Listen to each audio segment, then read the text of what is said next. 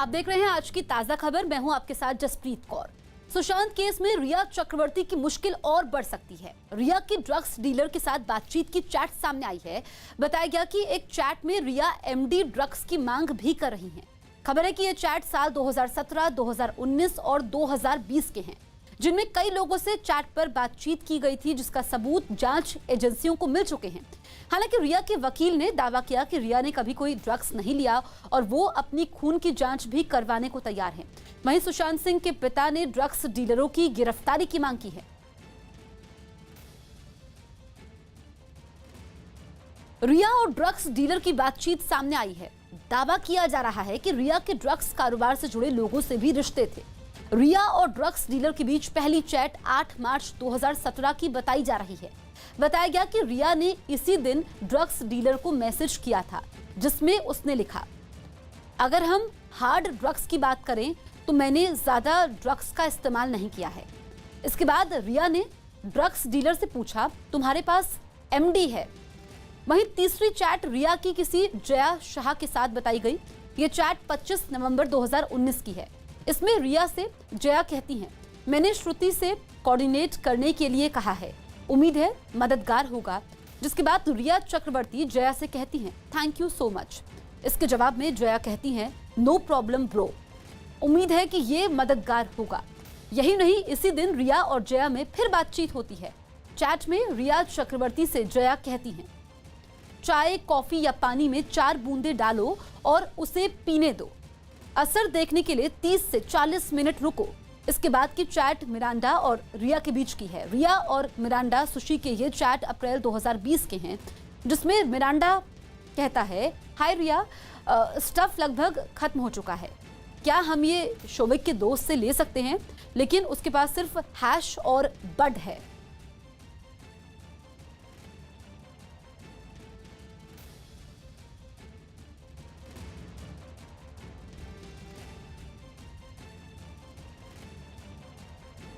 Sushant case में न्याय के लिए पटना के एक शिव मंदिर में कुछ लोगों ने हवन किया।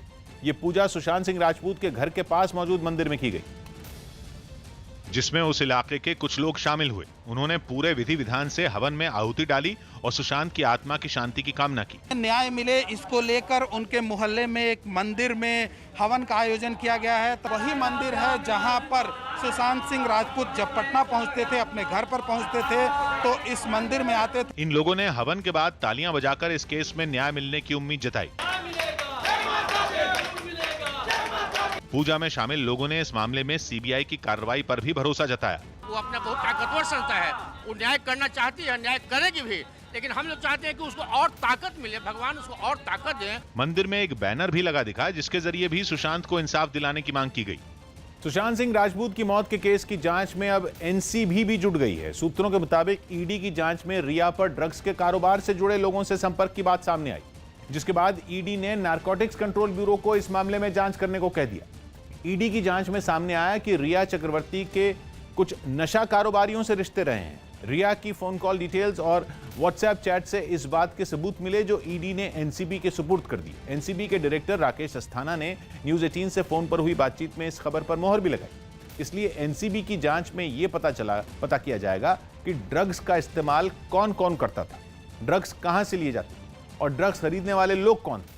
सूत्रों के मुताबिक दिल्ली और मुंबई के एनसीबी के सबसे काबिल अफसरों को इस मामले की जांच के लिए लगाया गया है। यूपी के कानपुर में मामूली बात पर 2 पक्ष आमने सामने आ गए, लेकिन हालात तब बिगड़ गए जब थोड़ी देर बाद दोनों पक्षों के बीच पथराव शुरू हो गया।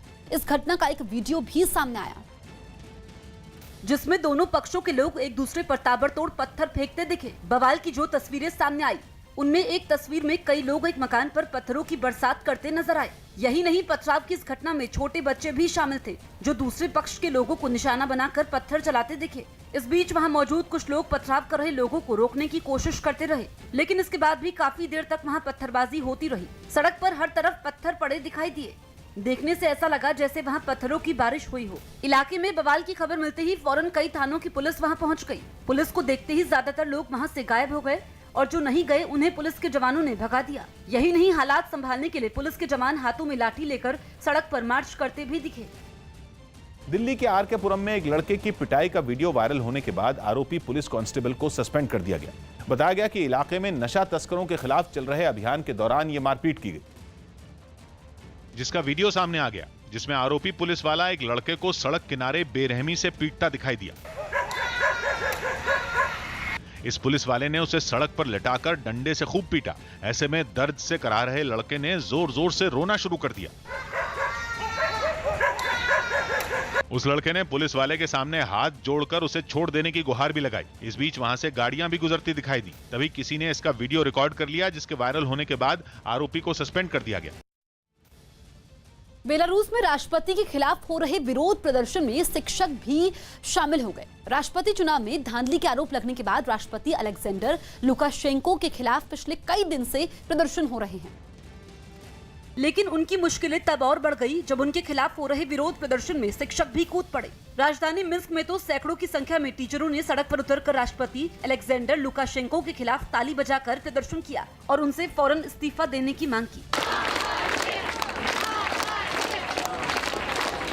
प्रदर्शन में शामिल कुछ लोग राष्ट्रपति के खिलाफ लिखे नारों की बैनर और पोस्टर भी लिए नजर आए। कोरोना से बचने के लिए कुछ लोग मास्क तो लगाए दिखे, लेकिन ज्यादातर लोगों ने इसकी जरूरत तक नहीं समझी। वहां से आई एक दूसरी तस्वीर में शहर की सड़क के किनारे कई टीचर राष्ट्रपति का विरोध करते दिखे। इस बीच सड़क से सेना की गाड़ियां भी गुजरती दिखी। विरोध प्रदर्शन की वजह से हालात न बिगड़े, इसके लिए थोड़ी दूरी पर पुलिस की कई गाड़ियां भी खड़ी दिखाई दी। बिहार के नालंदा का एक गांव दो गुटों के बीच हुई गोलीबारी की घटना से दहल उठा। बताया जा रहा है कि मामूली विवाद में हुई इस घटना में कई लोग गंभीर रूप से जख्मी हो गए। इस घटना का एक वीडियो भी वायरल हो गया, जिसने लोगों को खौफ से भर दिया। मामूली बात पर शुरू हुए इस झगड़े ने देखते ही देखते गांव को युद्ध के मैदान में बदल दिया। सामने आई एक तस्वीर में एक आदमी दूसरे गुट के लोगों पर बंदूक से गोलियां बरसाते हुए नजर आया। दिन दहाड़े गोलीबारी की इस घटना से दहशत मच गई। कुछ लोग तो वहां पत्थरबाजी करते हुए भी देखे गए। सामने आए एक वीडियो में एक बदमाश बंदूक में गोलियां भरते हुए भी दिखाई दिया। आरोप है कि दूसरे गुट के लोगों की तरफ से भी फायरिंग की गई। इस घटना का वीडियो वायरल होने के बाद पुलिस ने आरोपियों के खिलाफ मामला दर्ज कर लिया। दिल्ली के मंगोलपुरी इलाके में नियमों की अनदेखी कर बनाई गई एक इमारत को ढा दिया गया। बताया गया कि महज कुछ महीनों पहले ही बनी ये इमारत बारिश में झुक गई, जिसके बाद खतरे को देखते हुए इस इमारत को ढाया गया। इमारत को ढहाने के समय कोई हादसा ना हो, इसके लिए पूरी तैयारी की गई, जिसके बाद इसे गिराया और देखते ही देखते ये 4 मंजिल की इमारत जमींदोज हो गई। आरोपी के बिल्डर ने इस इमारत को नियमों को ताक पर रखकर बनवाया और फिर उसे तुरंत ही लोगों को बेच दिया। और जब इमारत ढहने के बाद उसमें रहने वाले लोगों के पास कोई ठिकाना नहीं बचा है।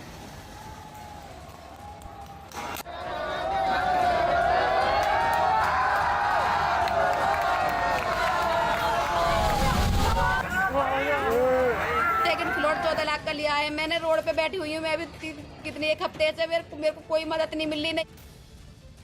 तुर्की के गिरिसन प्रांत में आई बाढ़ ने जमकर तबाही मचाई। इस बाढ़ में वहां 7 लोगों ने भी दम तोड़ दिया, जबकि सैलाब में बहे 9 लोगों को 24 घंटे बाद भी नहीं ढूंढा जा सका। और बाढ़ का भयानक मंजर देख लोगों की रूह कांप उठी। सामने आए एक वीडियो में सड़कों पर सैलाब का खतरनाक रूप दिखा। बाढ़ में गाड़ियां खिलौनों की तरह बहती हुई दिखी। सैलाब में बहने से 7 लोगों की मौत भी हो गई। बाढ़ के बाद की जो तस्वीरें सामने आई उनमें चारों तरफ बर्बादी का मंजर दिखा। 17 इमारतें कुदरत के कहर के आगे जमींदोज हो गईं, जबकि 300 से ज्यादा इमारतों को वहां भारी नुकसान पहुंचा। लोगों के घरों और दुकानों को सैलाब ने उजाड़ कर रख दिया। यही नहीं, बाढ़ में बहे लोगों की भी कोई खबर नहीं मिल पाई। विकास दुबे गोलीकांड का एक एक्सक्लूसिव ऑडियो सामने आया है। दावा किया गया कि ये ऑडियो उस समय का है जब शहीद देवेंद्र मिश्रा और विकास दुबे के बीच मुठभेड़ चल रही थी, जिसकी पल पल की जानकारी एसएसपी को दी जा रही थी। इस ऑडियो में निलंबित एसओ विनय तिवारी एसएसपी से बात करता सुनाई दिया। सर सीओ साहब अंदर फंसे हुए हैं, मोबाइल गाड़ी में है सर। सीओ का क्या हुआ यार, छोड़ के भागे आए तुम लोग? सर भागा नहीं हूँ सर, मैं भागा नहीं हूँ सर, मैं उसको अजय सिपाही को लेके आया था। कहाँ लगी उसको? उसको सर पेट में लगी है गोली और मंदना चौकी इंचार्ज को हाथ में लगी सर। कोरोना की वजह से राजनीतिक पार्टियों ने केंद्र सरकार पर नीट और जेईई की परीक्षाएं टालने का दबाव बढ़ा दिया और मेडिकल कॉलेज में दाखिले के लिए होने वाली परीक्षा नीट और इंजीनियरिंग कॉलेज में दाखिले के लिए होने वाली परीक्षा जेईई का विरोध किया। बंगाल की मुख्यमंत्री ममता बनर्जी ने इस मुद्दे पर प्रधानमंत्री को एक चिट्ठी लिखी और ये परीक्षाएं टालने की अपील की। ओडिशा के मुख्यमंत्री नवीन पटनायक ने भी छात्रों की सेहत का हवाला देते हुए यही मांग की। कांग्रेस समेत कई दूसरी विपक्षी पार्टियां भी ये मांग कर चुकी। ये परीक्षाएं होने में 1 महीने से भी कम समय बचा है और सुप्रीम कोर्ट ने जेईई और नीट की परीक्षाएं आयोजित कराने की अनुमति दे दी। संसद का मॉनसून सत्र 14 सितंबर से शुरू हो सकता है। सूत्रों के मुताबिक संसद का मॉनसून सत्र अगले महीने 14 सितंबर से शुरू हो सकता है। ये सत्र 1 अक्टूबर तक चलेगा। इससे पहले कोरोना के खतरे की वजह से मॉनसून सत्र को टाल दिया गया था। सुरेश रैना और रोहित शर्मा के कसरत करने के वीडियो सोशल मीडिया पर वायरल हो गए। आईपीएल टूर्नामेंट के लिए वो यूएई में पहुंचे हुए हैं। रोहित शर्मा के साथ उनकी पत्नी भी कसरत करती नजर आईं। इन दिनों आईपीएल की सभी टीमें यूएई में नियमों के मुताबिक अलग अलग होटलों में क्वारंटीन की गई हैं।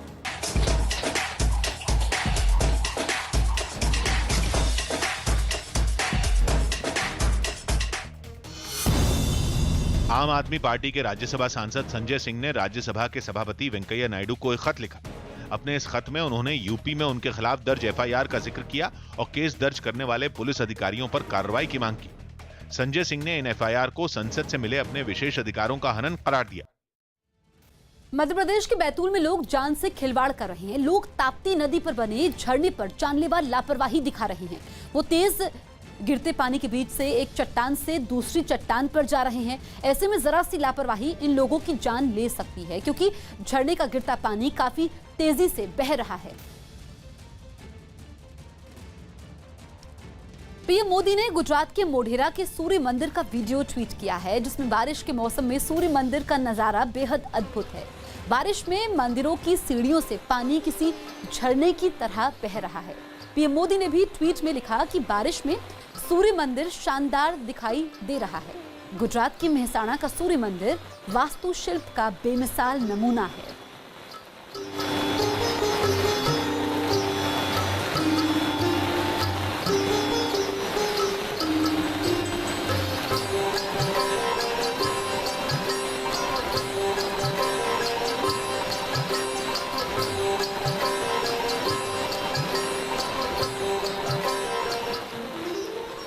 उत्तराखंड के उत्तरकाशी में यमुनोत्री हाईवे पर पहाड़ खिसकने की घटना ने लोगों को खौफ से भर दिया।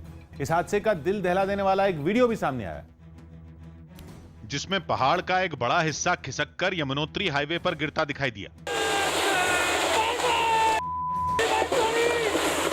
पहाड़ से आने वाले मलबे की वजह से कई पेड़ भी अपनी जगह से उखड़ गए और वो भी मलबे के साथ सड़क पर आ गिरे। पहाड़ टूटने की इस घटना के बाद यमुनोत्री तक जाने वाली सड़क पूरी तरह बंद हो गई। इस हादसे के दौरान वहां कुछ लोग भी नजर आए जो कुछ दूर से इस पूरी घटना का अपने मोबाइल फोन से वीडियो बनाते रहे। पहाड़ टूटने की इस घटना का एक दूसरा वीडियो भी सामने आया, जिसमें पहाड़ से पहले थोड़ी थोड़ी मिट्टी गिरती दिखी, लेकिन अगले ही पल पहाड़ का बड़ा हिस्सा टूटकर हाईवे पर आ गिरा। मलबे के साथ पहाड़ से पत्थर भी गिरते दिखे। कुछ लोग तो इस घटना को देखकर चिल्लाने लगे। कई लोग जान बचाने के लिए वहां से भाग खड़े हुए। कांग्रेस नेता हुसैन दलवाई ने महाराष्ट्र में मुस्लिमों के लिए आरक्षण की मांग की है। उन्होंने महाराष्ट्र के शिक्षण संस्थानों में मुस्लिमों के लिए आरक्षण मांगा। कांग्रेस नेता ने दावा किया कि उनकी मांग का विरोध शिवसेना भी नहीं करेगी, क्योंकि राज्य में मराठा आरक्षण की बात हो रही है। ऐसे में उनकी मांग को कांग्रेस और एनसीपी आगे लेकर जाए। महाराष्ट्र में जब कांग्रेस और राष्ट्रवादी का आघाड़ी सरकार था, तब मराठा समाज के साथ साथ मुस्लिम समाज को भी 5% आरक्षण देने का तय हो गया था। सरकार बीजेपी की आई, बीजेपी के 5 साल के सरकार ने कुछ नहीं किया। अभी मराठा आरक्षण के बारे में बहुत कुछ चर्चा चालू है, लेकिन उसमें मुस्लिम आरक्षण की बात कोई भी उठाता नहीं। ये बड़ी गंभीर बात है, ऐसा मैं समझता हूँ। कांग्रेस और एनसीपी उसमें है, उन्होंने ये बोलना चाहिए। शिवसेना का विरोध उसमें होने का जरूर सवाल नहीं आता। और मुस्लिम पिछड़ा हुआ ये सबको मालूम है। शिक्षा में तो मुस्लिम बहुत ही पिछड़ा है। 5% मुस्लिम बच्चे मदरसा में जाते हैं। महाराष्ट्र के रायगढ़ में गिरी इमारत से जिंदगी ढूंढने का काम अब भी जारी है। इमारत के गिरने के 20 घंटे बाद एक 4 साल के बच्चे को एनडीआरएफ की टीम ने जिंदा बाहर निकाला। और हैरानी की बात यह कि 14 घंटे से मलबे के नीचे दबे बच्चे को एक भी चोट नहीं आई थी। एनडीआरएफ की टीम को जैसे ही बच्चे की मौजूदगी का पता चला, सावधानी से बड़े बड़े पिलर हटाकर डरे सहमे बच्चे को सुरक्षित बाहर निकाला गया। ढूंढ रहा है अपने परिजनों को, क्योंकि वही तो लगभग 24 घंटे होने वाले हैं, थोड़ा सा कम 20 घंटे हो गए। बच्चा अकेला बैठा है, भूखा प्यासा होगा तो बिल्कुल भौचक्का सा चेहरे पे एक्सप्रेशन है। एहतियातन बच्चे को अस्पताल भेज दिया गया, लेकिन इमारत के मलबे के नीचे अभी तक कई लोगों के दबे होने की आशंका है। सर्च अभियान अभी भी जारी है। मैं आपको पीछे की तस्वीरें दिखा देता हूँ। सामने इमारत का मलबा है और जो जानकारी मिल रही है कि इसी मलबे के नीचे 25 से 26 लोग अभी भी फंसे हुए हैं। रायगढ़ के महाड इलाके में बनी ये इमारत महज 7 साल पुरानी थी। 5 मंजिला इमारत में 60 से ज्यादा परिवार रह रहे थे, लेकिन बारिश के बाद इमारत अचानक भरभरा कर गिर गई। शाम से ही एनडीआरएफ ने खोजी कुत्तों की मदद से बचाव अभियान शुरू कर दिया। खोजी कुत्तों की मदद इसलिए ली गई ताकि मलबे में दबे लोगों की लोकेशन पता लगाई जा सके। दिन भर बड़ी बड़ी मशीनों के साथ मलबा हटाने का काम चलता रहा। माना जा रहा है कि इमारत को बनाने में खराब क्वालिटी का सामान इस्तेमाल किया गया। हालांकि सरकार ने हादसे की जांच के आदेश भी दे दिए और बिल्डर समेत 5 लोगों पर केस भी दर्ज किया गया है। राज्य सरकार में मदद व पुनर्वसन मंत्री ने दोषियों पर सख्त कार्रवाई का भरोसा भी दिया। अगर 5 मंजिला इमारत 6-7 साल के अंदर में पूरी कोलैप्स होती है, इसका मतलब कहीं ना कहीं नेग्लिजेंसी 100 है। सरकार के 2 मंत्री घटना की जगह पर भी पहुंचे। बचाव ऑपरेशन में लगे अधिकारियों से बात करने के बाद उन्होंने दोहराया कि हादसा घटिया निर्माण की वजह से हुआ। गलत तरीके से काम किया था, इसमें कोई क्वालिटी नहीं है और इसलिए ये बिल्डिंग 7-8 साल पुरानी, ज्यादा पुरानी भी नहीं है, फिर भी वो गिर चुकी है। बिल्डिंग में रहने वाले जो लोग हादसे में बच गए वो मलबे में बदल चुके अपने ही घरों को टकटकी लगाए देखते रहे। जिनके अपनों की तलाश जारी है वो रोते बिलखते हुए भी दिखे। दावा किया जा रहा है कि जिस जगह ये इमारत बनी वो नदी के पास का डूब क्षेत्र है, जहां नियमों के मुताबिक इस तरह की इमारत बनाई नहीं जा सकती। मुंबई के वर्ली इलाके में एक हाउसिंग सोसाइटी की 10वीं मंजिल पर भीषण आग लगी। ये आग इतनी भीषण थी कि उसकी लपटें दूर से दिखाई दी। आग लगने की जानकारी मिलने के बाद पुलिस और दमकल विभाग की टीम वहां पर पहुंची, जिसके बाद दमकल विभाग की टीम ने 11 लोगों को सुरक्षित बाहर निकाला। बताया गया आग शॉर्ट सर्किट की वजह से लगी, जिसे दमकल की 6 गाड़ियों ने बुझाया। उत्तर प्रदेश के बाढ़ प्रभावित इलाकों में हजारों एकड़ खेत पानी में डूब गए, जिससे किसानों को भारी नुकसान हुआ। नदियों से मची तबाही में किसानों के घर तो डूबे ही, साथ ही खेतों में लगी उनकी मेहनत और पूंजी पर भी पानी फिर गया। जिसकी एक तस्वीर बस्ती जिले में नजर आई, जहां दूर दूर तक सरियों का पानी इस तरह फैला जिसमें खेत की निशानियां ढूंढनी मुश्किल हो गई। ये धान की फसल ये देखिए बिल्कुल सड़ चुकी है, पूरी की पूरी फसल नष्ट हो चुकी है और बहुत सैकड़ों बीघा अगर आप देखें कि दूर दूर तक आपको कुछ नहीं दिखाई देगा। धान की फसल तो चौपट हो ही गई, लेकिन पानी से ऊपर निकल आए गन्नों पर चूहों ने न केवल घर बना लिया बल्कि फसल को नुकसान भी पहुंचाया। ऐसे हालात में कुछ लोग टापू में बदल चुके इलाके में रहने को मजबूर दिखे, तो कुछ जानवरों के लिए दूर दराज से चारा जुटाने सहित दूसरे काम के लिए नाव से आते जाते नजर आए। कितनी दूर से ला रहे हो आप? बहुत दूर से। कुछ ऐसा ही मंजर अंबेडकर नगर जिले का दिखा, जहां गांव घर से लेकर खेत खलिहान डूबने से परेशान लोगों के बीच प्रशासन के लोग राहत सामग्री बांटते दिखे और जिला प्रशासन डूब चुकी फसलों का मुआवजा जल्द देने का भरोसा देता नजर आया। खेत दिखाई देने लगेंगे, तुरंत उनका सर्वे करके सभी लाभार्थियों को पैसा दिया जाए। छोटे बड़े हर तरह के किसान तो परेशान दिखे ही। मुरादाबाद में रामगंगा नदी के कहर से सब्जी उगाकर परिवार चलाने वालों के सामने भी फाके की नौबत आ गई। खाने में बच्चों को सब्जी मिल जाए, इसके लिए एक परिवार पानी में उतरकर सब्जी ढूंढता दिखा। बेलारूस में राष्ट्रपति के खिलाफ हो रहे विरोध प्रदर्शन में शिक्षक भी शामिल हो गए।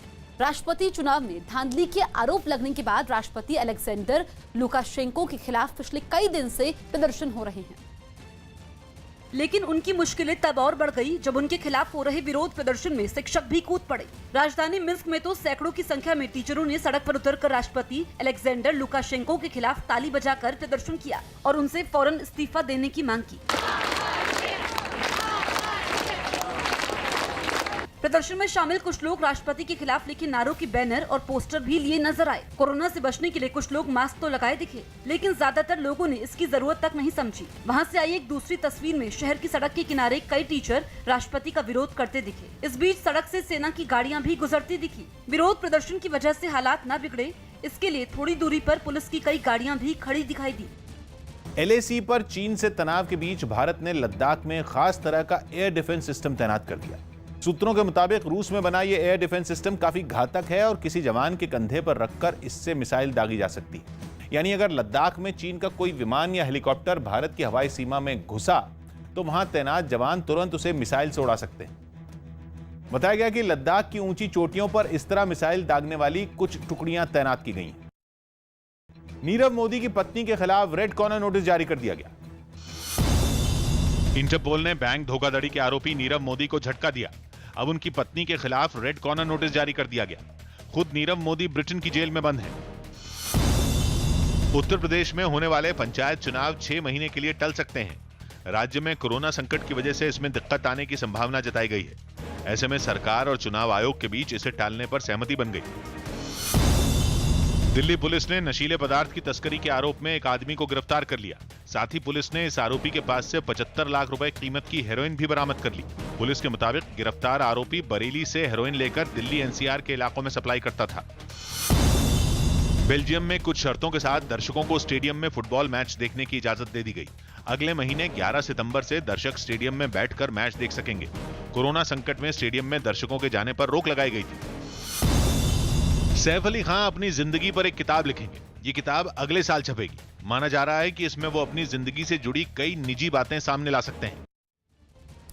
अफगानिस्तान के बल्ख प्रांत में उस वक्त हड़कंप मच गया जब सेना के एक कैंप के पास जोरदार धमाका हुआ।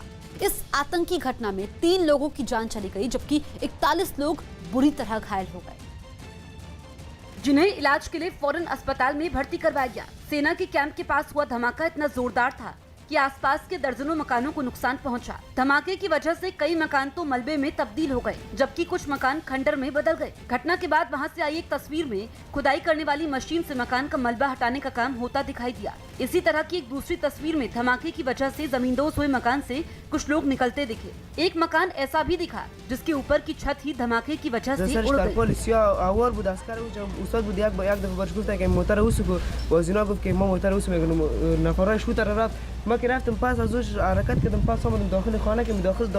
इस आतंकी हमले में कई लोग बुरी तरह से घायल हो गए, जिनमें कुछ बच्चे और महिलाएं शामिल हैं। सभी घायलों को इलाज के लिए अस्पताल में भर्ती करवाया गया है, जिनमें कुछ की हालत गंभीर बनी हुई है। दिल्ली नगर निगम ने डेंगू और चिकनगुनिया जैसी बीमारियों की रोकथाम के लिए जागरूकता अभियान शुरू किया। दिल्ली सरकार 1 सितंबर से डेंगू और चिकनगुनिया फैलने से रोकने के लिए 10 हफ्ते 10 बजे 10 मिनट नाम का कैंपेन चलाने जा रही है।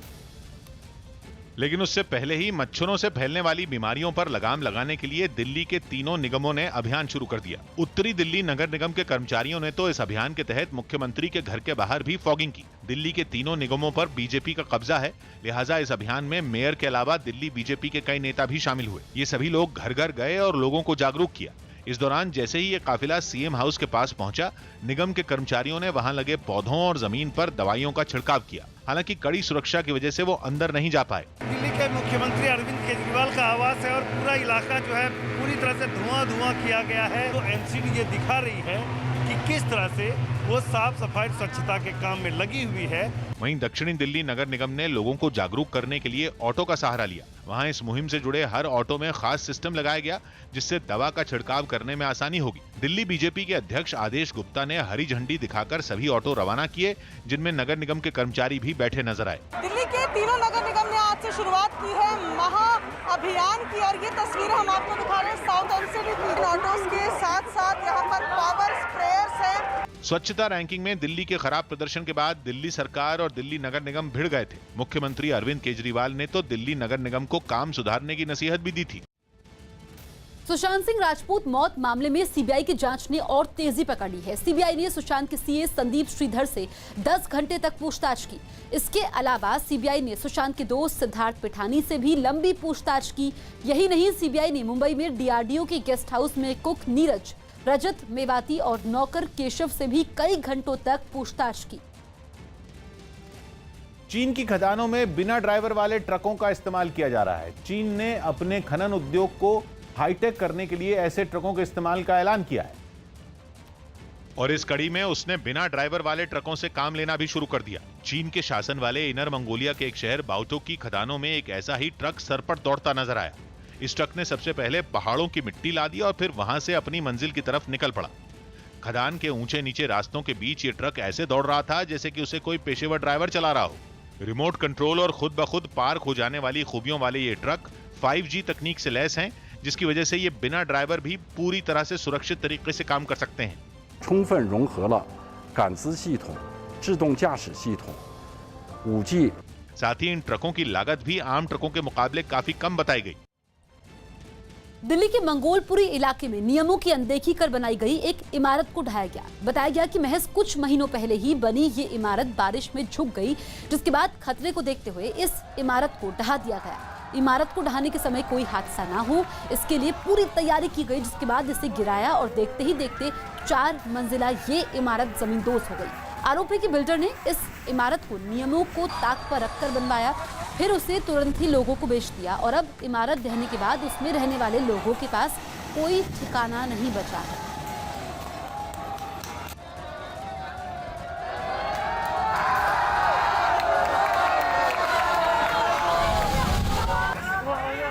सेकंड फ्लोर 14 लाख का लिया है। मैंने रोड पे बैठी हुई हूँ, मैं अभी कितने एक हफ्ते से मेरे को कोई मदद नहीं मिल रही। नहीं, कोरोना संकट के बीच जॉर्डन में ड्राइव इन सिनेमा के साथ इंटरनेशनल फिल्म फेस्टिवल की शुरुआत की गई।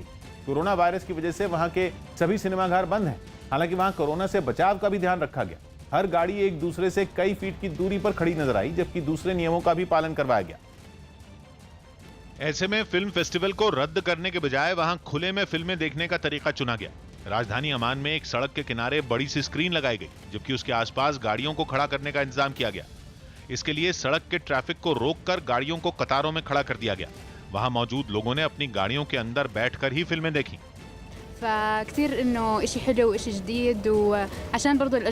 हालांकि वहां कोरोना से बचाव का भी ध्यान रखा गया। हर गाड़ी एक दूसरे से कई फीट की दूरी पर खड़ी नजर आई, जबकि दूसरे नियमों का भी पालन करवाया गया। एलएसी पर भारत के हाथों मात खाने वाला चीन अब पाकिस्तान के साथ मिलकर बड़ी साजिश रच रहा है, जिसके लिए वो पाकिस्तान की सेना को मजबूत कर रहा है। चीन ने पाकिस्तान को जंगी जहाज दिए हैं, जिसे चीन ने लॉन्च कर दिया है। चीन ने अपने 4 सबसे आधुनिक युद्धपोत में एक टाइप 054 AP की लॉन्चिंग कर दी है। चीन इन जंगी जहाजों को पाकिस्तान के लिए बना रहा है। चीन और पाकिस्तान के बीच रक्षा उपकरणों को लेकर यह सहयोग ऐसे वक्त में सामने आया है जब दोनों देशों के साथ ही भारत का तनाव जारी है। इसके अलावा वो पाकिस्तान को पनडुब्बी और रडार भी मुहैया करवा रहा है। चीन ने समंदर में अपनी ताकत बढ़ाने के लिए नया प्लान बनाया है, जिससे वो अपना दबदबा बना सके और अमेरिका को चुनौती दे सके। चीन अभी पाकिस्तान के लिए 8 पनडुब्बी तैयार कर रहा है। यही नहीं, चीन पाकिस्तान को जमीन से हवा में मार करने वाली मिसाइल भी देगा। राजस्थान के कई जिलों में पिछले 24 घंटों में हुई बारिश के बाद बाढ़ जैसे हालात बन गए। अहम रास्ते ठप होने की वजह से प्रतापगढ़ और जालौर जिलों के कई गांवों का संपर्क कट गया और गांव के गांव पानी में डूबे दिखने लगे। प्रतापगढ़ जिले के कई इलाके ऐसे हैं जहां सड़कों पर कई फीट तक पानी भर गया। यहां तक कि अहम सड़कें भी पानी से लबालब दिखने लगी। डरे सहमे कई लोग तो घरों से निकलकर कुछ ऊंची जगहों पर पहुंच गए। सड़कों पर सैलाब के उतरने से लोगों की जान पर आफत आ गई। लहरें इतनी तेज थी कि लोग मोटरसाइकिल चलाकर सड़क पार करने का खतरा मोल नहीं ले सकते थे। इसलिए 2-2 लोग मिलकर बाइक पानी के बीच से खींचकर रास्ता पार करते दिखे। यही हाल जालौर का भी है। लोगों के घर भी तालाब में बदल गए। सड़कों पर पानी पूरे गुस्से में बहता दिख रहा है। ज्यादातर सरकारी दफ्तर भी जलमग्न हो चुके हैं। सुशांत सिंह राजपूत मौत मामले में सीबीआई की जांच ने और तेजी पकड़ ली है। सीबीआई ने सुशांत के सीए संदीप श्रीधर से 10 घंटे तक पूछताछ की है। इसके अलावा सीबीआई ने सुशांत के दोस्त सिद्धार्थ पिठानी से भी लंबी पूछताछ की।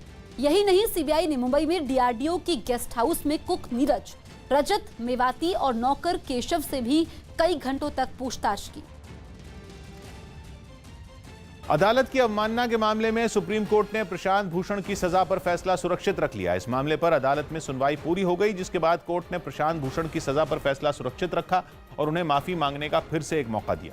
यही नहीं, अदालत ने महात्मा गांधी का भी उदाहरण दिया और कहा कि अगर उनसे गलती होती थी तो वो भी माफी मांगते थे। लेकिन प्रशांत भूषण अपनी बात से टस से मस नहीं हुए और माफी नहीं मांगने पर अड़े रहे। करीब 4 घंटे चली सुनवाई में कोर्ट ने यह इशारा किया कि वो ऐसे मामले में कोई कड़ी सजा नहीं देना चाहती, क्योंकि वकीलों को बोलने की आजादी है, लेकिन उन्हें ऐसे मामलों में मीडिया से बोलने से बचना चाहिए जो कोर्ट में। राजस्थान की अनाज मंडियों में हड़ताल हो गई। राजस्थान में सभी अनाज मंडियों के कारोबारी 4 दिन के लिए हड़ताल पर चले गए। इन व्यापारियों ने मंडी टैक्स और किसान कल्याण फीस लेने के विरोध में कारोबार बंद रखने का फैसला लिया। हमारे वहाँ ये मंडी टैक्स खत्म किया जाए, कृषक और मंडी टैक्स। गुजरात के मोरबी में भारी बारिश के बाद बांध से पानी छोड़ा गया, जिसकी वजह से हाईवे की एक तरफ की सड़क टूट गई। इसके बाद वहां सड़क पर करीब 30 किलोमीटर लंबा जाम लग गया। हालात बिगड़ने पर बांध का पानी रोका गया और धीरे धीरे गाड़ियों को वहां से निकाला गया। बांध से जो पानी है वो छोड़ना बंद कर दिया गया। उसके चलते ही यहाँ से ये यातायात वापस शुरू हो सका है। दिल्ली के त्रिलोकपुरी इलाके में जंजीरों से बांधी गई एक महिला को छुड़ा लिया गया। आरोप है कि इस महिला को उसके पति ने ही घर में बंधक बना लिया था और वो उसके साथ मारपीट करता था। इसकी जानकारी मिलते ही राज्य महिला आयोग की टीम वहां पहुंची और पुलिस के साथ मिलकर उसे रिहा करवाया। शुरुआती जांच में ये बात सामने आई कि ये महिला मानसिक रूप से बीमार है। पश्चिम बंगाल के उत्तर 24 परगना में सीमा सुरक्षा बल ने काफी मात्रा में अवैध पान मसाला और महंगी बनारसी साड़ियां जब्त कर ली। हालांकि इस दौरान तस्कर मौके का फायदा उठाकर वहां से फरार हो गए। सर्बिया के नोवाक जोकोविच ने western and southern open tennis tournament में जीत के साथ शुरुआत की। गर्दन में दर्द के बावजूद नोवाक ने लिथुआनिया के लिचर्डस बेरांगिस को 7-6, 6-4 से हरा दिया। कुछ दिन पहले जोकोविच अपने चैरिटी टूर्नामेंट में खेलने के दौरान कोरोना वायरस की चपेट में आ गए थे। देश के कई राज्यों में अगले 3 दिन भारी बारिश हो सकती है। मौसम विभाग ने चेतावनी दी है कि ओडिशा, बंगाल, गुजरात, छत्तीसगढ़ में अगले 3 दिन भारी बारिश हो सकती है। यही नहीं, मध्य प्रदेश, राजस्थान, हिमाचल प्रदेश और उत्तराखंड में भी जोरदार बारिश का अलर्ट है। इसके अलावा जम्मू कश्मीर, लद्दाख और झारखंड में भी मूसलाधार बारिश हो सकती है। चीन के नैनजिंग शहर में कोरोना की वजह से महीनों बाद यूनिवर्सिटी लौटने से पहले छात्रों का जोरदार स्वागत हुआ। वहां यूनिवर्सिटी की तरफ से 300 ड्रोन वाले एक लाइट शो का आयोजन किया गया, जिसके लिए एक बड़े फुटबॉल कोर्ट में तेज रोशनी से चमकते सैकड़ों ड्रोन रखे नजर आए और इसके बाद शुरू हुआ असली धमाल। रात के अंधेरे में जैसे ही ये ड्रोन उड़े तो शहर का आसमान जगमगा उठा। ऐसा लगा जैसे काले आसमान में रंग भर गए। लाइट शो एक एरोनॉटिक्स और एस्ट्रोनॉटिक्स पढ़ाने वाली यूनिवर्सिटी ने रखा, इसलिए ड्रोन अंतरिक्ष यात्री और हवाई जहाज की आकृतियां बनाते नजर आए। आसमान में चीनी भाषा में छात्रों के लिए स्वागत संदेश भी लिखा दिखा। छात्र भी इस शानदार लाइट शो को अपने फोन में रिकॉर्ड करते दिखे। गुजरात के कच्छ में भारी बारिश की वजह से रेगिस्तान में बाढ़ आ गई। हर तरफ पानी ही पानी दिखाई दिया। बताया गया कि कच्छ के रेत वाले इलाके में बन्नी समुदाय के लोग रहते हैं जो 20 तरह की घास उगाते हैं। लेकिन कच्छ में जोरदार बारिश के बाद हर तरफ पानी ही पानी नजर आ रहा है, जिसकी वजह से लोगों की मुश्किलें बढ़ गई हैं। गुजरात में लगातार बारिश हो रही, इसके चलते कई इलाकों में बाढ़ बनी हुई है और फिलहाल हम कुछ तस्वीरें ऐसी दिखाएंगे यहाँ पर जो कच्छ की है। कच्छ का जो ऊपरी इलाका है वहाँ पर रण में समंदर की तस्वीरें, जी हाँ, जो आप देख रहे हैं यहाँ पर अमूमन पहले रेत हुआ करती थी, लेकिन इस बार बारिश चूंकि ऐसी हुई है 200% बारिश, मौसम की 200% बारिश जिसको कह रहे। 1994 में 94 में ऐसी बारिश हुई थी, उसके बाद अब जाकर इतनी बारिश हुई है और उसका असर भी देख सकते। ये बन्नी प्रदेश है, यहाँ पर बन्नी समुदाय के लोग रहते हैं जिनका पशुपालन से सीधा व्यवसाय उनका जुड़ा हुआ है और अपने मवेशियों के साथ रहते हैं। लेकिन यहाँ पर आप देखें कि बन्नी प्रदेश में पूरी तरह से जहाँ भी आप देखें केवल पानी ही पानी है। दरअसल ये रेत रहती है आमतौर पर और यहाँ पर 20 तरह की घास जो बन्नी प्रदेश जिसको ग्रासलैंड, एशिया का सबसे बड़ा ग्रासलैंड के तौर पे जिसको जाना जाता है, यहाँ पर जो तस्वीरें देख रहे हैं वो हैरान कर देने वाली है। जहाँ भी नजर डालें आपको केवल पानी ही पानी दिखेगा। तो ये गुजरात में लगातार जो बारिश हो रही है उसका असर देखने को मिल रहा है, न कि केवल सड़क के इस और आपको कैमरामैन पोखराज आपको दूसरी ओर भी दिखाएंगे।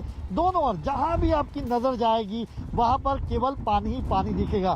तो ये इसका असर देखने को मिल रहा है। लगातार बारिश हो रही है और खतरा अभी टला नहीं है। मौसम विभाग जो बता रहा है उसके मुताबिक अगले 2 दिन जो खासतौर पे उत्तरी गुजरात और कच्छ में ये भारी बनकर हो सकते हैं, भारी हो सकते हैं, खतरे से खाली नहीं होंगे। ऐसे में उत्तर प्रदेश के बलिया में एक पत्रकार की हत्या पर लोगों का गुस्सा भड़क गया। बताया गया कि पूरा मामला जमीन विवाद का है, जिसकी वजह से पत्रकार रतन सिंह की रात में गोली मारकर हत्या कर दी गई, जिसके बाद इलाके के लोगों और कई पत्रकारों ने प्रदर्शन किया। प्रदर्शन में शामिल लोगों ने अपना गुस्सा दिखाने के लिए सड़क पर धरना दिया और नारे लगाते हुए पत्रकार के परिवार के एक सदस्य को सरकारी नौकरी देने की मांग की। पत्रकार रतन सिंह अपने घर में अकेले कमाने वाले थे और उनके जाने के बाद परिवार पर मुसीबतों का पहाड़ टूट गया। घर में मातम पसर गया। पिता का तो रो रो कर बुरा हाल हो गया।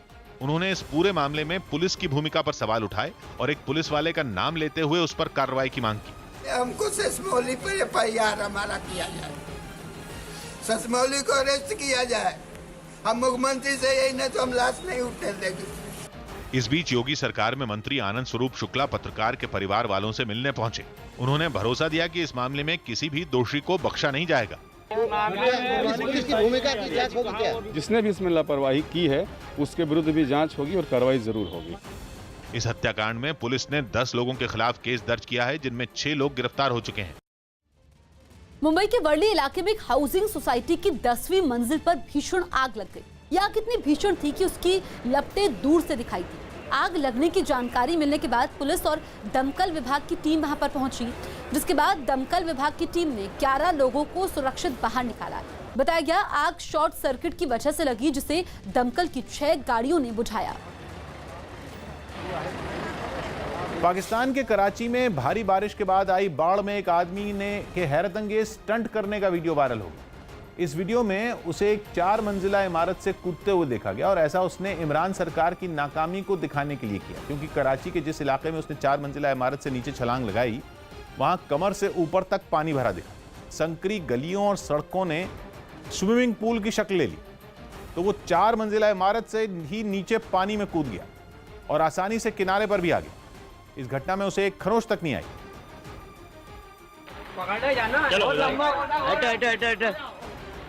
चलो इधर ऐसा नहीं है कि भारी बारिश में कराची के सिर्फ एक इलाके का ऐसा हाल हुआ। कराची के कई इलाके भारी बारिश में डूब गए। वहां से सामने आई तस्वीरों में सड़कों पर कमर से ऊपर तक पानी भरा दिखा। कई गाड़ियां भी वहां बाढ़ की चपेट में नजर आईं। वहां के एक अस्पताल की भी तस्वीरें सामने आईं, जिनमें चारों तरफ पानी भरा नजर आया। कराची के कई इलाकों में बाढ़ से हालात बिगड़ गए। एक इलाके से सामने आए वीडियो में तो कुछ बच्चे तालाब में तब्दील हो चुकी सड़कों पर मस्ती करते दिखे। लोगों ने इमरान सरकार की इस नाकामी पर उन्हें निशाने पर भी लिया। पूरा शहर डूब गया, बहुत पूरा शहर डूब गया। मुबारक हो वजीर आला साहब, मेयर साहब, इमरान खान साहब। भारत के खिलाफ पाकिस्तान और चीन की नई साजिश का पर्दाफाश हुआ है। चीन ने पाकिस्तान को कॉम्बैट ड्रोन दिया है। कॉम्बैट ड्रोन निगरानी के साथ साथ दुश्मनों के ठिकानों को निशाना बना सकता है। खबर है कि हाल ही में पाकिस्तान के 10 लोगों की एक टीम ने चीन का दौरा किया था। खबर है कि combat drone CH-4 UCAV America के MQ-9 UCAV की ही कॉपी है, क्योंकि चीन के पास खुद की कोई तकनीक नहीं है और वो चोरी की तकनीक को अपने नाम देकर हथियारों को लॉन्च कर देता है। मध्य प्रदेश के देवास में एक 2 मंजिला इमारत के गिरने से इलाके में दहशत का माहौल बन गया। बताया गया कि इमारत में 4 परिवार रहते थे। ऐसे में घटना के बाद इलाके में अफरा तफरी मच गई। बचाव अभियान के लिए इलाके के लोगों ने पुलिस और दमकल विभाग की टीम के आने का इंतजार नहीं किया। वो खुद ही मलबे में दबे लोगों को निकालने में जुट गए। कुछ ही देर में एक महिला को वहां से निकाल लिया गया। इसी तरह 5 और लोगों को मलबे से निकालकर अस्पताल पहुंचाया गया। हालांकि इमारत कैसे गिरी और हादसा कैसे हुआ, इसकी वजह साफ नहीं हो पाई। गुजरात में बाढ़ के हालात लगातार बने हुए हैं। भुज में भी बाढ़ के हालात है। भारत पाकिस्तान अंतर्राष्ट्रीय सीमा के पास के गांव में बाढ़ ने लोगों को पलायन करने पर मजबूर कर दिया है। लगातार हो रही बारिश की वजह से रेगिस्तान अब समंदर बन चुका है। आसपास इलाकों में जहां भी देखो वहां पानी ही पानी नजर आ रहा है, जिसकी वजह से लोग अपने घरों को छोड़कर सुरक्षित जगहों पर जा चुके हैं, क्योंकि कई जगह बारिश होने के बाद कीचड़ ही कीचड़ दिखाई दे रहा है। हुआ कि फिर यहाँ से जाना पड़ा, अगर ये था तो आपके पास इसलिए जाना पड़ा। क्या हुआ था उस दिन रात को? सर बारिश बहुत था परसों, इसलिए रास्ता है नहीं, सड़क, इसीलिए हमको जाना पड़ा। तो कितने हैं घर यहाँ पर गांव में? गांव में घर तो 150-200 के करीब हो गए। तो तकरीबन 400 के आसपास बस्ती है। बिल्कुल। 400 के आसपास। सब लोग को कहाँ जाना पड़ा? फड़को गाँव। तो वहाँ पर अब खाना पीना और सब मिल रहा है वहाँ पे? हाँ जी, हम खुद ही बना रहे हैं। तो ये आसपास के सारे गाँव को जाना पड़ा बाढ़ के चलते? नहीं, ये जो पानी में आते हैं ना, यहाँ से डैम आता है उल्टा, उसका पानी आता है ना, इसीलिए जिस गांव में पानी हर बार होता है ये स्थिति? सर ये हर बार होता है, जब बहुत बारिश पड़ता है ना तब ये हर बार होता है। अमेरिका के फ्लोरिडा में समंदर में फंसे 5 लोगों को एक बचाव कर्मी ने सुरक्षित बचा लिया। लोगों से भरी एक नाव बीच समंदर में पलट गई, जिसके बाद बचाव दल का एक कर्मचारी वहां पहुंचा और अकेले ही समंदर में फंसे उन लोगों का रेस्क्यू शुरू कर दिया। हादसे के बाद ये नाव बीच समंदर में उल्टी होकर तैर रही थी। 4 लोग उस नाव के ऊपर बैठे थे, जबकि एक आदमी नाव के पीछे का एक कोना पकड़कर लहरों में बहता नजर आया। हादसे का शिकार हुई नाव के कुछ करीब पहुंचने के बाद बचाव कर्मी ने उन लोगों तक रस्सी फेंकी और उन्हें पास आने के लिए बुलाने लगा। Grab onto that rope. Pass it to everyone. इसके बाद उन सभी लोगों ने रस्सी पकड़ ली और उसकी मदद से एक एक कर बचाव कर्मी की नाव तक आने लगे। ये पूरा रेस्क्यू ऑपरेशन बचाव कर्मी के कपड़ों में लगे कैमरे में रिकॉर्ड हो गया। इस दौरान वो उन लोगों से बातचीत भी करता दिखा। Okay, if you want to come first, make sure everyone has that rope. कुछ ही देर में एक एक कर सभी लोग सुरक्षित नाव तक पहुंच गए।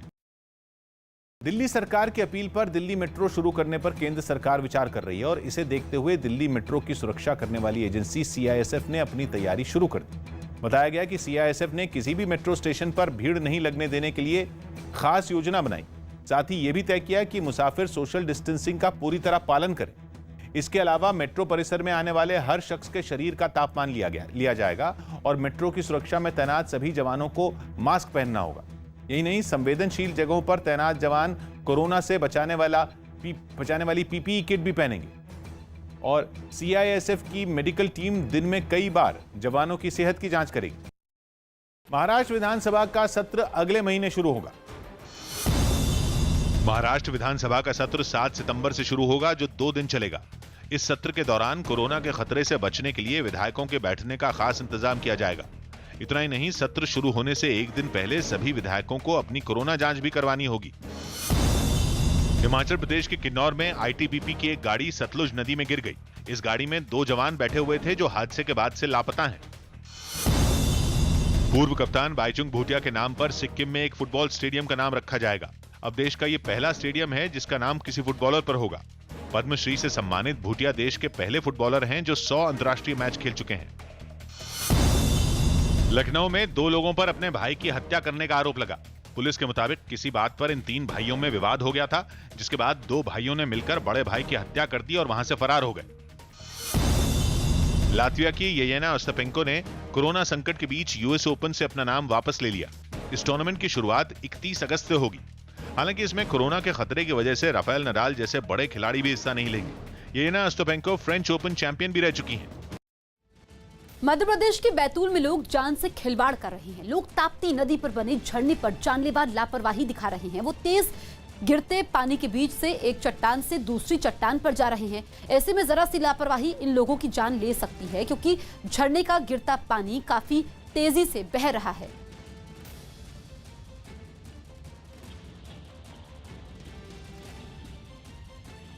दिल्ली में काम करने वाले मजदूरों को श्रम बोर्ड से जोड़ने के लिए अरविंद केजरीवाल सरकार ने विशेष अभियान चलाकर शिविर लगाए, जहां मजदूरों की भारी भीड़ उमड़ी। निर्माण क्षेत्र से जुड़े मजदूरों के लिए दिल्ली के सभी 70 विधानसभा क्षेत्रों में यह अभियान 15 दिनों तक चलेगा।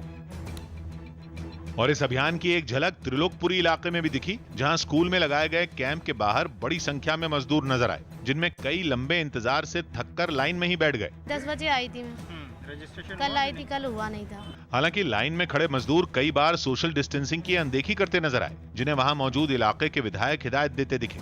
कुछ दूरी पर खड़े हों और मास्क जरूर लगाएं।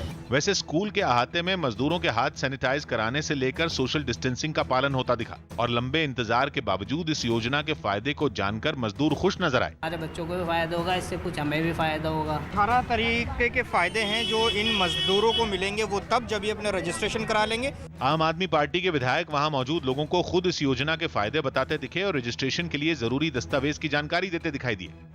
दिल्ली सरकार का यह अभियान 11 सितंबर तक चलेगा। बताया गया कि इस योजना में शामिल महिला मजदूर को शादी के लिए 51,000 रुपए मिलेंगे, जबकि पुरुष मजदूर को शादी के लिए 35,000 रुपए दिए जाएंगे। इसी तरह मजदूर को बेटी की शादी के लिए भी 51,000 रुपए मिलेंगे, जबकि बेटे की शादी के लिए 35,000 रुपए की मदद दी जाएगी। पहली क्लास से 8वीं तक की पढ़ाई के लिए मजदूरों के बच्चों को सालाना 6,000 रुपए दिए जाएंगे, तो 9वीं और 10वीं क्लास में पढ़ने वाले मजदूर के बच्चों को हर साल 8,400 रुपए देने की योजना है। इसी तरह कॉलेज की पढ़ाई के लिए सालाना 36,000, IIT के लिए 48,000 के अलावा इंजीनियरिंग या मेडिकल में पढ़ाई करने पर हर साल 1,20,000 रुपए मदद दी जाएगी। कांग्रेस नेता हुसैन दलवाई ने महाराष्ट्र में मुस्लिमों के लिए आरक्षण की मांग की है। उन्होंने महाराष्ट्र के शिक्षण संस्थानों में मुस्लिमों के लिए आरक्षण मांगा। कांग्रेस नेता ने दावा किया कि उनकी मांग का विरोध शिवसेना भी नहीं करेगी, क्योंकि राज्य में मराठा आरक्षण की बात हो रही है। ऐसे में उनकी मांग को कांग्रेस और एनसीपी आगे लेकर जाए। महाराष्ट्र में जब कांग्रेस और राष्ट्रवादी का आघाड़ी सरकार था, तब मराठा समाज के साथ साथ मुस्लिम समाज को भी 5% आरक्षण देने का तय हो गया था। सरकार बीजेपी की आई, बीजेपी के 5 साल के सरकार ने कुछ नहीं किया। अभी मराठा आरक्षण के बारे में बहुत कुछ चर्चा चालू है, लेकिन उसमें मुस्लिम आरक्षण की बात कोई भी उठाता नहीं। ये बड़ी गंभीर बात है, ऐसा मैं समझता हूँ। कांग्रेस और एनसीपी उसमें है, उन्होंने ये बोलना चाहिए। शिवसेना का विरोध उसमें होने का जरूर सवाल नहीं आता।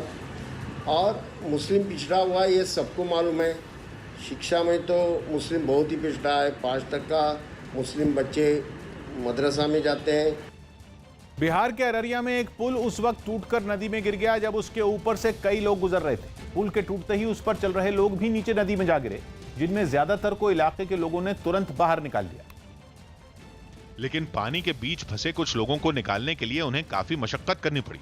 वहां से सामने आई एक तस्वीर में एक आदमी नदी के बीच पुल के टूटे हुए हिस्से को पकड़कर खुद को संभालता दिखा। थोड़ी देर में किनारे से एक आदमी उसे बचाने के लिए पानी में कूद गया।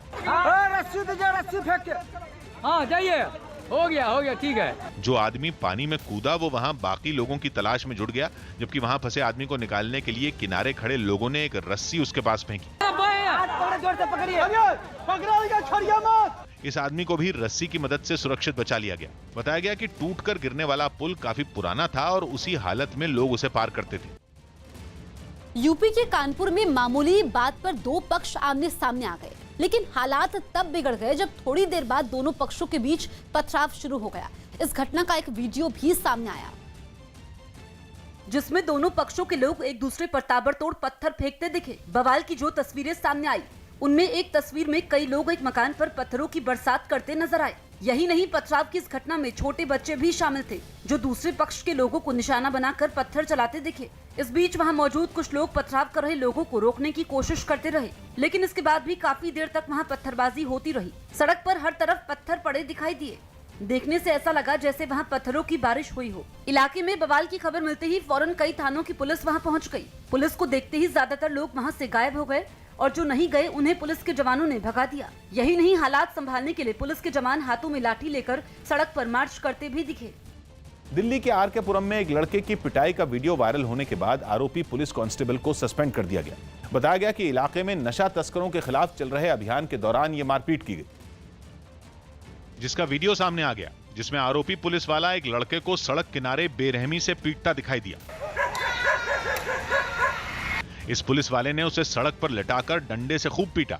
ऐसे में दर्द से करा रहे लड़के ने जोर जोर से रोना शुरू कर दिया।